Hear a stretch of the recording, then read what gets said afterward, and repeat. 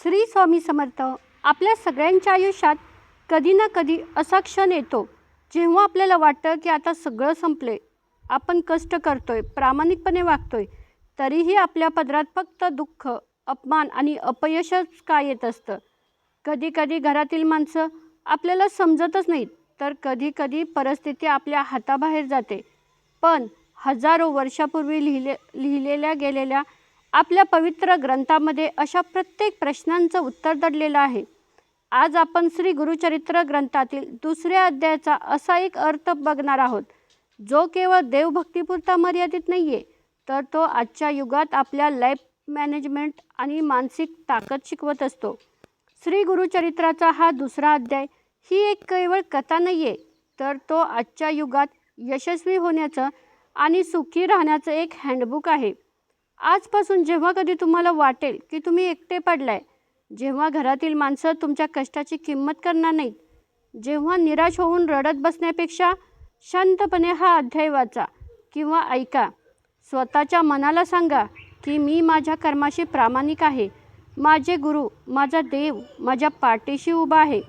हा अध्याय आपल्याला शिकवतो की जेव्हा संपूर्ण जग तुमच्या विरोधात जाईल, तेव्हा तुमचे स्वतःचे लोक तुम्हाला टोमणे मारतील, तेव्हा स्वतःला कसं सावरायचं, संकटाचा सामना कसा करायचा आणि आपल्या आयुष्याचा दीपक कसं व्हायचं. आज आपण स्वतःला विचारतोच ना, मी एवढं चांगलं वागते, घरातल्या सगळ्यांचं करते, तरीही लोक मलाच का नावं ठेवतात. येथे पहिला धडा आपल्याला शिकायला मिळतो. संशय माणसाला कमजोर करतो आणि विश्वास माणसाला ताकद देतो. संकटाच्या काळात सगळ्यात आधी आपल्या मनातील संशय काढून टाका. जेव्हा तुम्ही एखाद्या गोष्टीवर किंवा तुमच्या कर्मावर 100% विश्वास ठेवता, तेव्हा निसर्गाची सगळी चक्र तुमच्या बाजूनं फिरायला लागतात. जगात अशी कोणतीच अडचण नाही आहे ज्यावर विश्वासाने मात करता येत नाही. आज आपण ज्या जगात जगतोय तिथे स्पर्धा आहे, ताणतणाव आहे, नकारात्मकता आहे. हेच तर कलियुग आहे. पण अशा काळात जर तुम्ही रोज स्वतःसाठी फक्त 15 मिनटं काढली ना, स्वतःच्या मनाला शांत ठेवलं, कोणाबद्दलही वाईट विचार न करता आपलं काम प्रामाणिकपणे केलं ना, तर तुम्हाला मिळणारं यश हे इतरांपेक्षा तिप्पट वेगाने मिळेल. कठीण काळात केलेली छोटीशी चांगली सुरुवातसुद्धा खूप मोठं फळ देऊन जातं. या अध्यायातील कथा आज आपल्या घरातील परिस्थितीशी कितीतरी जुळवणारी आहे. घरामध्ये अनेकदा अशी परिस्थिती येते, कधी आपले पती, कधी सासू सासरे, तर कधी घरातील इतर माणसांच्या आजारपणामुळे, ऑफिसच्या टेन्शनमुळे किंवा स्वभावामुळे आपल्यावर विनाकारण ओरडत असतात. आपण दिवसभर राबत असतो, त्यांच्यासाठी मिष्टान्न बनवतो, तरीही कधी कधी कौतुकाचा एक शब्दही ऐकायला मिळत नाही. उलट फक्त मिळतात ते टोमणेच ऐकावे लागतात.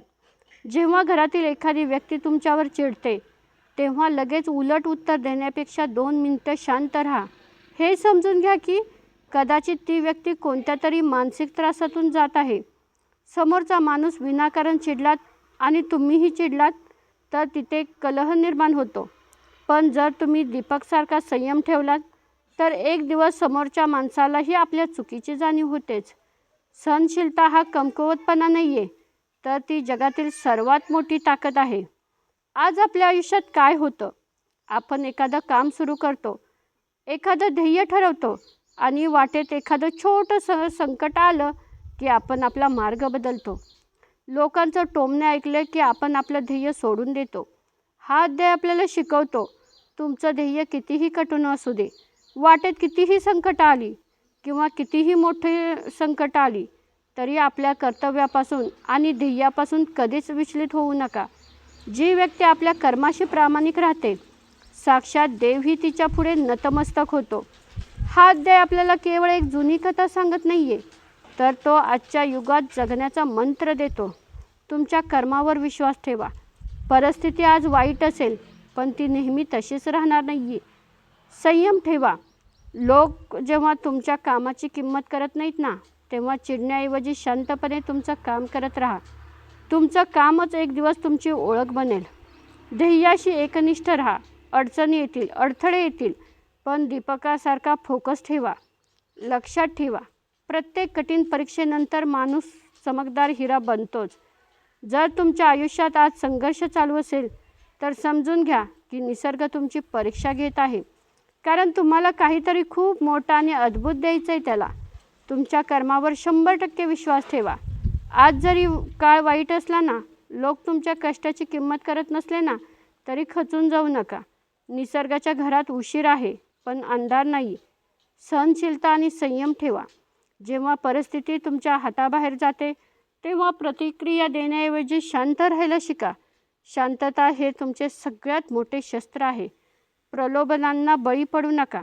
तुमचे ध्येय कितीही कठीण असले तरी शॉर्टकट शोधू नका. प्रामाणिक कष्टाने मिळालेले यश आयुष्यभर टिकून राहतं. हा अध्याय वाचल्यानंतर तुमच्या आयुष्यात घडणारा सगळ्यात पहिला आणि मोठा बदल म्हणजे तुमच्या मनातील भीती आणि संशय कायमचा संपून जातो. जेव्हा तुम्ही हा अध्याय रोज वाचता किंवा ऐकता, तेव्हा तुमच्या सुप्त मनाला एक संदेश मिळतो की तुमच्या पाठीशी एक अथांग आणि प्रचंड मोठी शक्ती उभी आहे. या अध्यायात सिद्धयोगी सांगतात की जर विश्वासात ताकद असेल तर साक्षात ब्रह्मा, विष्णू आणि महेश हे त्रिमूर्ती देखील तुमच्या स्वाधीन होतात.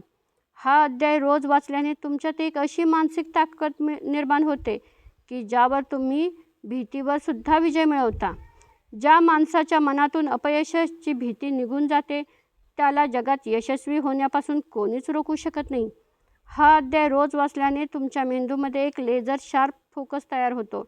तुम्हाला हे समजतं की जो माणूस आपल्या कर्तव्याशी प्रामाणिक राहतो त्याला कोणत्याही शॉर्टकटची गरज नसते.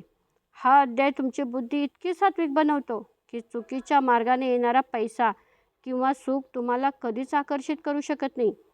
तुम्ही तुमच्या कामाशी एकनिष्ठ राहता आणि अशी एकनिष्ठ व्यक्तीच भविष्यात इतिहास घडवतं. तुमच्या आयुष्यातील संकट कदाचित एका रात्रीत संपणारं नाही आहे, पण ते संकट झेलण्याची तुमची ताकद देव एवढी वाढवून देतो की त्या दुःखाचा तुम्हाला त्राससुद्धा जाणवत नाही.